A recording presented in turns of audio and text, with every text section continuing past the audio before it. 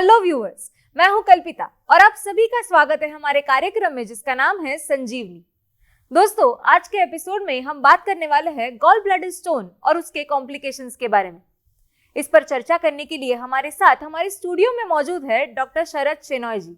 तो चलिए उनका स्वागत करते हैं। डॉक्टर शरद शेनॉय जी, आपका हमारे संजीवनी के मंच पर बहुत बहुत स्वागत है। नमस्कार डॉक्टर, आज हम बात करने वाले हैं गॉल ब्लैडर स्टोन और उसके कॉम्प्लिकेशंस के बारे में।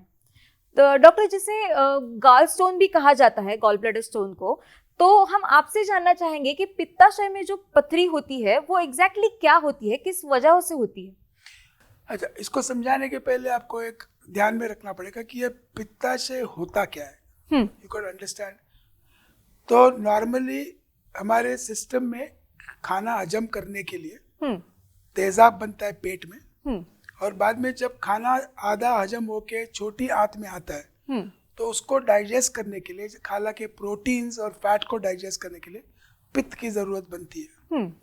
और पैनक्रियास है, साधु पिंड जिसको बोलते हैं, पैनक्रियास है, पैनक्रियास में एक जूस बनता है जिसकी वजह से फैट को ज्यादा डाइजेस्ट करती है।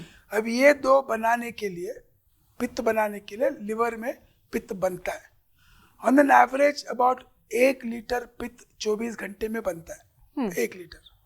लेकिन हम 2400 घंटे तो खाते नहीं है, तो इसके लिए क्या हो जाता है कि एक पित्ताशय, वहाँ पे एक ऑर्गन है ऐसा, गॉल ब्लैडर जिसको बोलते हैं, ये पित्त जो बनता है लिवर में वहाँ पे आके जमा होता है।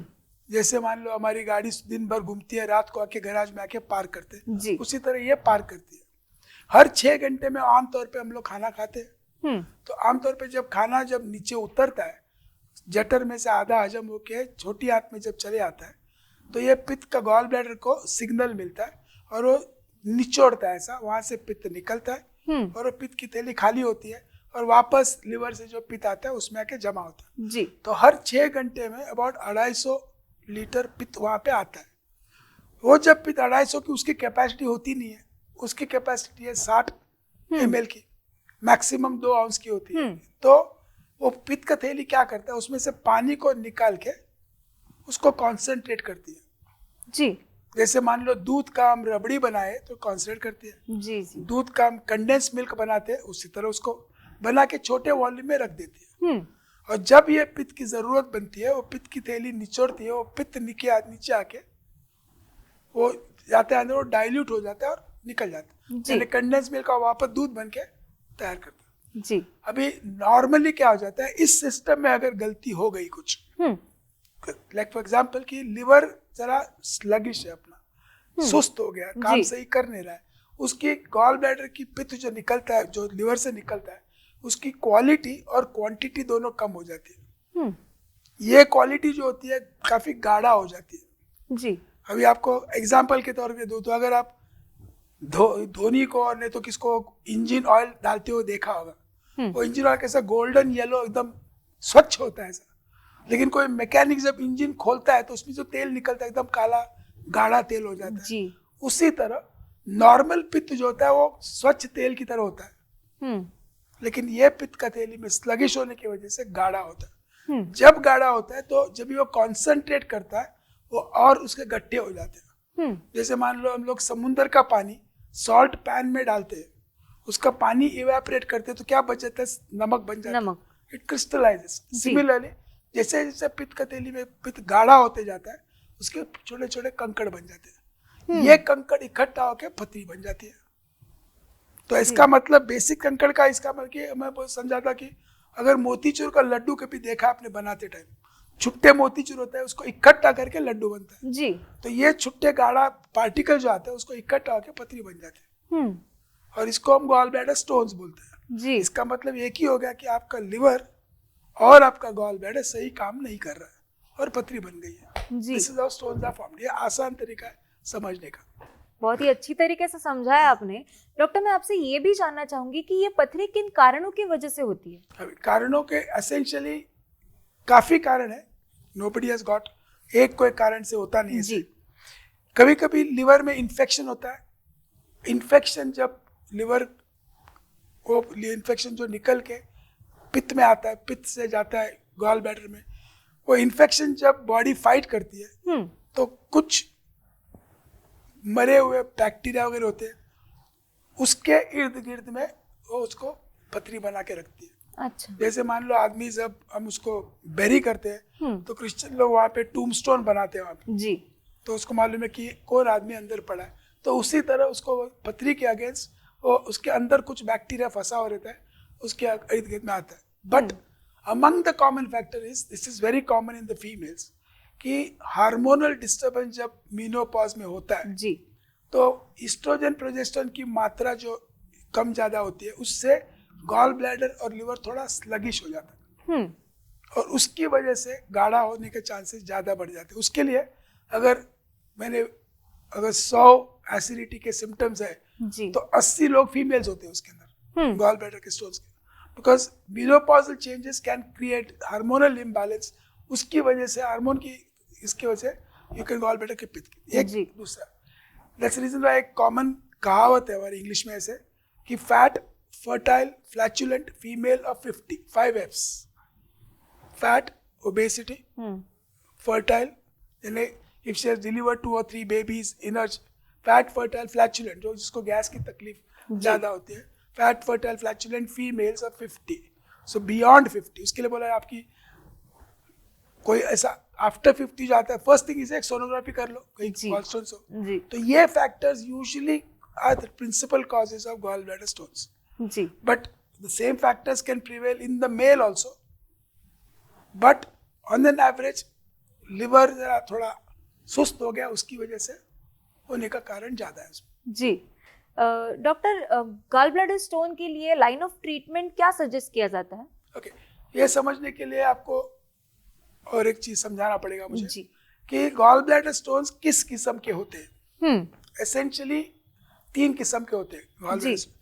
एक उसको बोलते हैं कोलेस्ट्रॉल स्टोन्स, एक उसको बोलते हैं पिगमेंट स्टोन्स, और तीसरी होती है mixed combination of these two. अच्छा।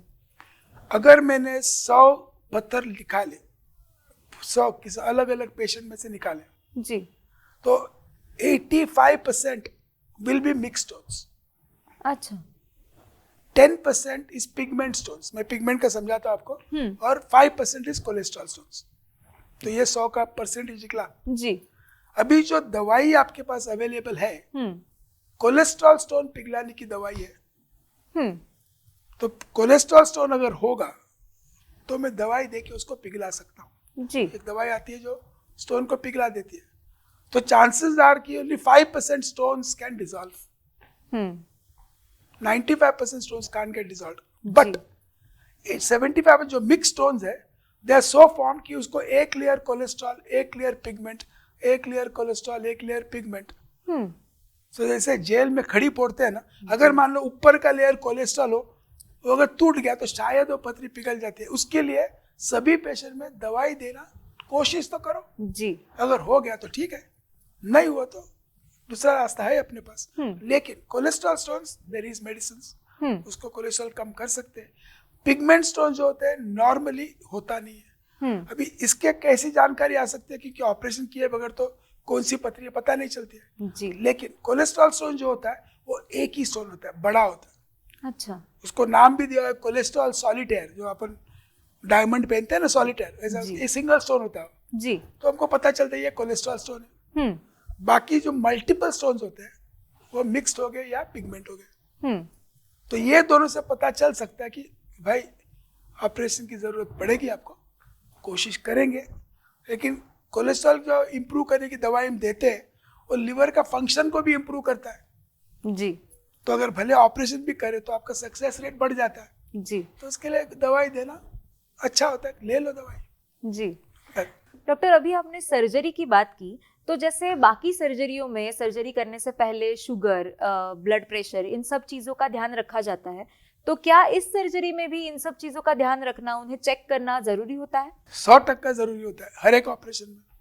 मैं आपको सादा उदाहरण देता हूँ। आप जब रास्ता क्रॉस करते हो तो पहले यहाँ पे देखते हो, वहाँ पे देखते हो, सामने देखते हो, बाद में क्रॉस करते हो जी। क्यों करते हो? तो टेकिंग प्रिकॉशन, भाई कोई रिक्शा ने आके ठोक दे जी, है कि नहीं? तो उसी तरह आप किसी के जान को आप बेहोश करने वाले हो तो वो फिट है कि नहीं उतना तो देख लो पहले जी। It is for the safety of the patient जी, टेस्ट करना जरूरी है जी। अभी नॉर्मली जब टेस्ट करते हैं हम ये देखते हैं कि हार्ट उसका ले सकेगा क्या ऑपरेशन, तो ईसीजी करके देखते हैं। अगर ईसीजी में कुछ दिखाई दिया तो 2D एको करते हैं। ये सब जो करके देखते हैं, हार्ट है कि नहीं देखने। 4-6 फेफड़े का फोटो निकालते हैं, फेफड़े एक बराबर है कि नहीं। 3 चीजों का ख्याल रखना चाहिए कोई भी ऑपरेशन करने के पहले, किडनी, हार्ट और लंग्स। एनेस्थेसिया में इन पे काफी असर होता है, तो उसके लिए ये 3 चीजें है कि नहीं। तो थोड़े ब्लड चेक करो। अगर गॉल ब्लैडर का ऑपरेशन करते हैं तो लिवर के फंक्शन करने का भी जरूरी मात्रा बनती है कि लिवर तो सही है क्या नहीं उसका। जी। अगर मान लो लिवर खराब है तो उसको करेक्ट करो पहले, बाद में ऑपरेशन करो। फेफड़े का अगर बढ़ा सकते हो उसको बोलो सिगरेट बंद करो, लंग के लिए कुछ एक्सरसाइज करो, बाद में करेंगे ऑपरेशन। तो बेसिकली एवरी जो भी टेस्ट कर रहे हैं आप, ये उसके सेफ्टी के लिए जी, उसको से बेहोश कर रहे हैं उसको, उसका सेफ्टी के लिए जी। जैसे को किसी की भाई है, किसी की बहन है, वो मैं भी ऐसा सोचता कि शायद ये मेरी बहन हो तो मैं क्या करता जी, करता नहीं सवाल। सो टेस्ट आर नेसेसरी जी, and is for the safety of the patient. बिल्कुल। डॉक्टर, ये जो गॉल ब्लैडर स्टोन की सर्जरी होती है, इस सर्जरी में किस तरह के रिस्क फैक्टर होते हैं और कौन-कौन से चीजों का ध्यान हम रख सकते हैं सर्जरी से पहले? सर्जरी से पहले एक चीज मैं लोगों को बोलता हूँ कि पहले ये टेस्ट करा लो। जी। इसमें कोई कमियां दिखती हो आपको तो कमियां करेक्ट कर दो। आमतौर पे मैं उनको बोलता हूँ कि 2 हफ्ते पहले आप टेस्ट करा लो, ताकि उस 2 हफ्ते में अगर कुछ खराबी है, लाइक मान लो हीमोग्लोबिन कम है उनका, तो उसको जरा बढ़ा दूंगा मैं। उसके किडनी पे थोड़ा असर पड़ा है तो किडनी का फंक्शन इंप्रूव कर दूंगा। डायबिटीज है तो डायबिटीज को अभी कल परसों के दिन मेरा एक ऑपरेशन था मंगलवार को, उसको बोला 5 दिन पहले टेस्ट करो, और उसका शुगर बोलते मेरे को डायबिटीज कभी है नहीं, लेकिन शुगर उसका काफी जाए। मैं बोला क्यों करो आपका ऑपरेशन, जल्दी अर्जेंट नहीं है कुछ, शुगर कंट्रोल करो, बाद में करेंगे। तो this basically test are there to look कि ऑपरेशन के बाद में कोई दिक्कत ना हो। गॉल ब्लैडर के हिस्से में एक चीज आती है कि वो पित्त की थैली में बची है कि कहीं और गई है। अच्छा। तो पित्त जो यहाँ से निकलता है एक नली में आता है, वो नली अचड़ी के पास जाती है। जी। अगर वो पथरी खसक के उस नली में आ गई तो जॉन्डिस हो जाता है आदमी को। अच्छा। अगर जॉन्डिस के अगर ऑपरेशन किया तो मुसीबत आ जाती है। तो अगर जॉन्डिस है उनको तो उसका वो पथरी क्लियर करना ज्यादा जरूरी है। जी। तो हम लोग एंडोस्कोपी करते हैं, एक प्रोसीजर बोलते हैं ERCP बोलते हैं उसको, वो करते हैं, वो डक्ट को पूरा क्लियर करते हैं, बाद में ऑपरेशन करते हैं। तो ये प्रिकॉशन जो आते हैं गॉल ब्लैडर के हिसाब से, लिवर आपका सही है कि नहीं, वो पित्त की नली नॉर्मल है कि नहीं, पैनक्रियाज नॉर्मल है कि नहीं, ये सब देख के ऑपरेशन करो, वो ज्यादा अच्छा पड़ेगा। जी। डॉक्टर, बहुत अच्छी तरह से आप हमें एक्सप्लेन कर रहे हैं कि किस तरह से गॉल ब्लैडर स्टोन की सर्जरी होती है, उनमें क्या रिस्क फैक्टर होते हैं और किन चीज़ों का हमें ध्यान रखना चाहिए। ये चर्चा ऐसी ही जारी रहेगी, लेकिन एक छोटे से ब्रेक के बाद।